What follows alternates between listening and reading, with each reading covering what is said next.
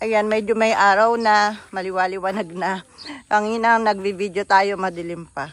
So ayan, tingnan natin, dalawin natin yung ating mga grafted bougainvillea dito. Ito grafted pink patch. Pag ako bibili at may pera, gusto ko yung grafted pink patch na to. Bakit? Kasi mataas siya. Kitang-kita, masarap mag-picture, pati kapitbahay mo, kita niya. Nakikita siya, pati kapitbahay mo. Kasi nga mataas. Tsaka yung highlight siya sa garden mo. Dalawang mataas sana para ano. Itong dalawang mataas na to. Para, ayan. Magandang tingnan. Ayan, ito. Mabulaklak na din. Ito yung galing sa bukid na lagi kong pinipicturean eh. Ang daming bulaklak, iba-ibang kulay. Ayan. At ang taba ng RS niya ha. Hindi pang karaniwan yung RS niya. Kaya nilagay ko sa mas malaking paso para mas lumago siya. Ayan, ito naman. Ganyan siya. O, kalat yung kanyang mga sanga. Pero iba-ibang variety nakagrap sa kanya. Dito naman, tricolor. Masipag mamulaklak to eh. Malaki rin yung RS niya. Tricolor.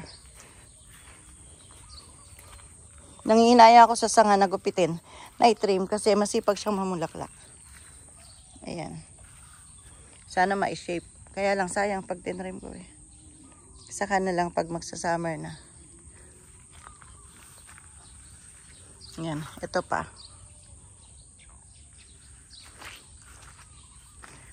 Ito naman sobrang wild. Gusto ko ring itrim. Kaya lang kapag tinrim ko, tanimin kasi mga sanga. Eh hindi pa tapos magtanim yung taga-tanim ko. Kasi pag nandito ako sa garden, trim ako ng trim. Dapat nasusundan ng tanim kasi sayang yung mga sanga. So ayan, hinihintay ko pa yung taga-tanim ko. Kapag nakatapos na siya magtanim, ititrim ko to. Ayan, ito pa isang tricolor. Malaki rin siya. Ayan, maganda rin yung RS niya. Masipag mamulaklak ang mga tricolor. Magtsaka ano, maganda yung blend niya ng white and purple. Maganda.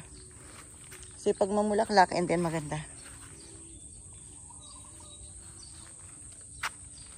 Nakakasilaw dito.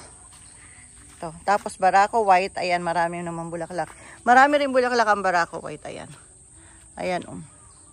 Ang maganda lang sa pagtitrim. Ito tinrim ko to eh. Kaya naging ganyan na puno ng bulaklak si barako white.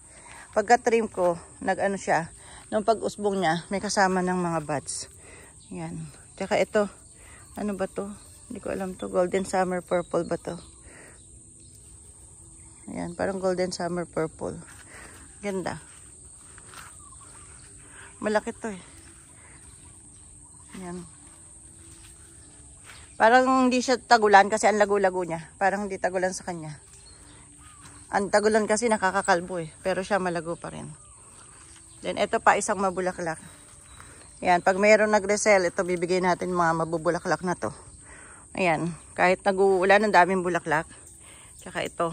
Variegated tricolor. Tsaka tanglong white na variegated. Yan. Ang daming bulaklak. Ito pa pala isang tricolor natin.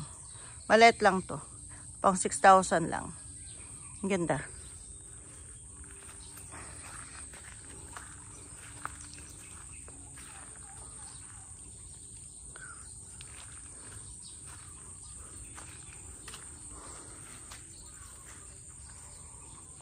So, ayan.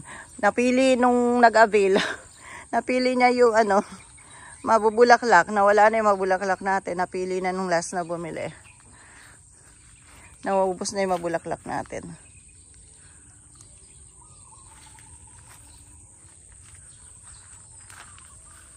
Yan. Punta tayo sa ibang lane.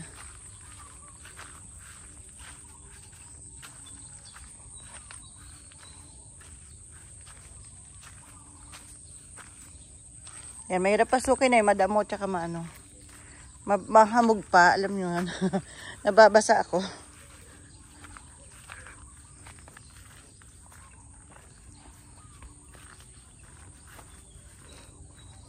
Yan, dito tayo. Ito rin isang mataas, mabulaklak na rin. Hindi lang masyadong makita. Ay, kabayo.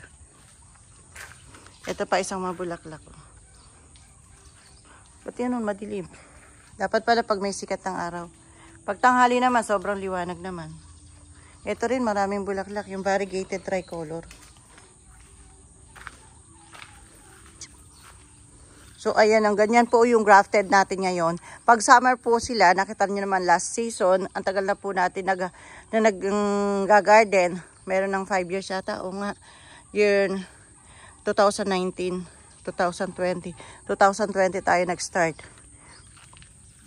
Matagal na tayo sa gardening. 5 years na. Nakita niyo naman pag summer, puno ng bulaklak. Pero ngayon talaga pag ganitong panahon, wala kayong makikitang masyadong bulaklak. Ganun po talaga. Ang gusto kasi ng bougainvillea, maaraw. Yan, pag hindi masyadong maaraw, hindi siya nag-e-enjoy. Ito pa pala isang tricolor, pakita ko sa inyo. Pero may mix siya na pink patch. Ayan. Oh. Pag tricolor, daming bulaklak, diba? Ganda, oh. Naka-season ngayon, nakapanahon ngayon ang tricolor. Ito pa isang maganda, masikip nga lang yung pwesto niya. Malago na siya, hindi siya masyadong mapansin kasi masikip yung pwesto niya. Hindi siya masyadong naka-front yung part niya na palago. Mamaya paayos natin.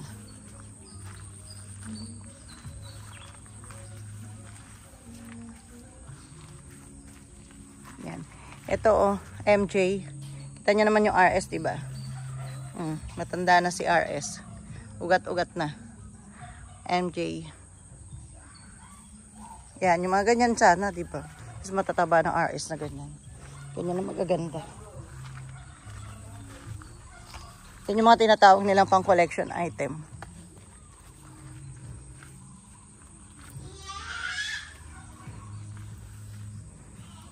Ito pa mataba. Mataba. Wala pa siyang bulaklak, pero magaganda yung variety niya. Tayo natin mamulaklak.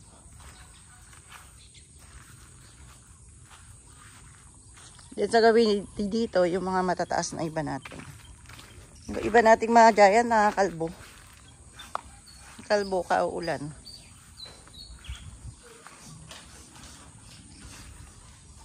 Ayan, ito maganda pag namulaklak yan. Tingnan nyo.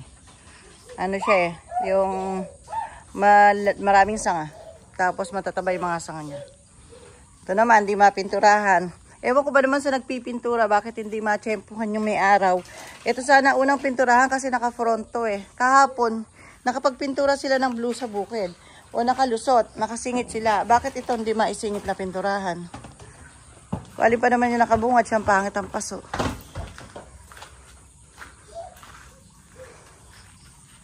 Hindi lang nagiging priority. So, ito yung mga brisa natin. Brisa red, brisa peach. Na grafted, na malaki.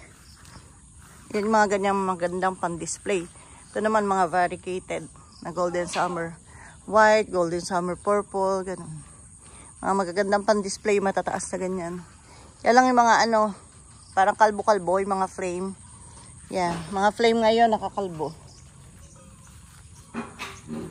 Ito, yung sinasabi ko magandang RS. Yan, maganda siya. Gandang presyohan ito.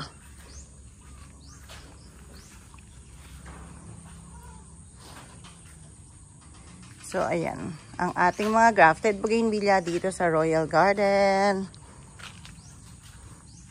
Ang ating arco, malago pa rin. Kaya lang siyempre yung loob niya nakakalbo. Dahil nga laging umuulan. Hindi naaarawan. So, that's all for today's vlog. Nag-update na tayo tungkol sa rooted. Nag-update din tayo tungkol sa grafted. So, sa susunod na ulit tayo magpa-vlog, magbi-video. Thanks for watching.